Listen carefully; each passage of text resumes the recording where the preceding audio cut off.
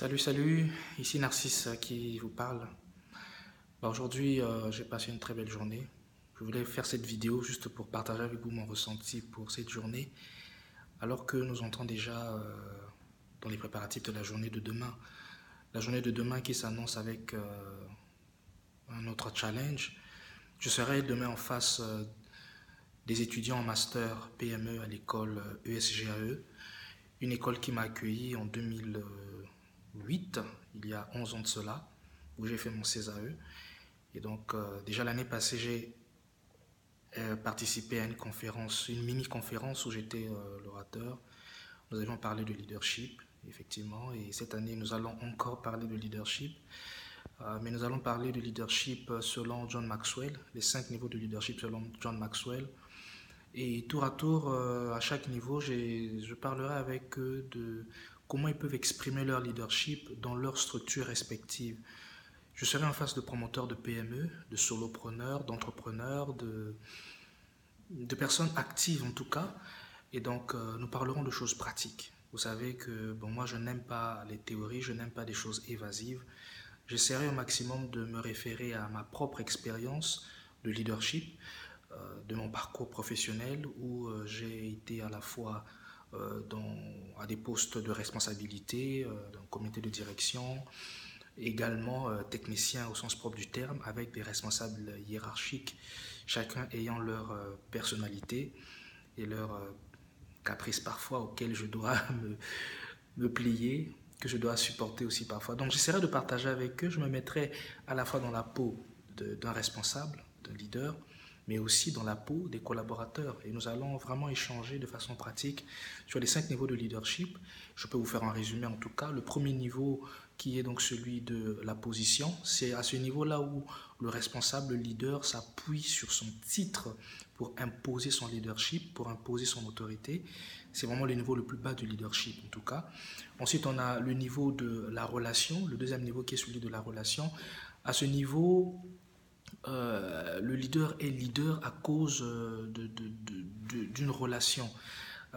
Ça peut être le même club, le leader a été issu du même club de tennis, ou il était un collaborateur au même titre que les autres, mais il s'est élevé pour avoir un nouveau titre.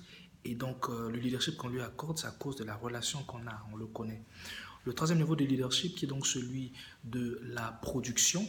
À ce niveau-là, le leadership n'est plus basé sur la relation, parce qu'on le connaît, parce que c'est mon frère, parce que c'est un parent, parce que.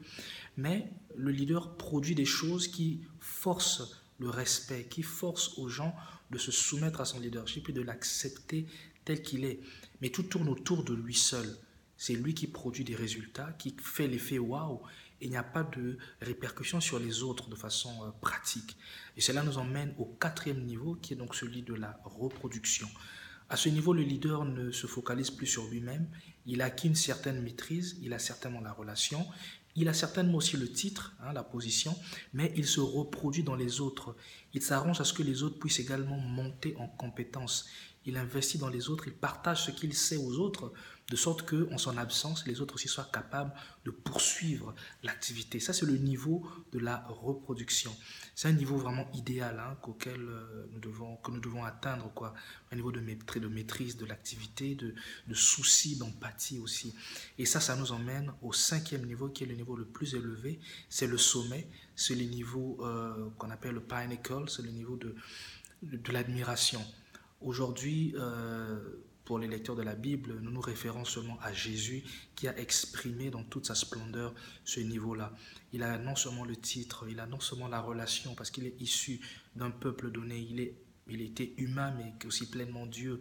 Mais il s'est reproduit dans ses disciples, il a créé des disciples et on le voit encore aujourd'hui.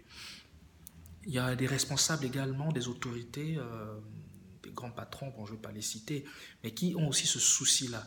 C'est des gens qui sont élevés en autorité, mais qui qui ont la relation également. Ils sont issus d'une famille donnée, ils ne tombent pas du ciel, ils ne sortent pas de nulle part. C'est des gens qu'on connaît, qu'on a vus. C'est des gens qui produisent des choses qui forcent l'admiration, également le respect. Et c'est des gens qui se soucient des autres, ils se reproduisent dans les autres. Ils payent des formations pour leurs collaborateurs. Ils envoient leurs collaborateurs en formation de sorte qu'ils excellent dans ce qu'ils sont.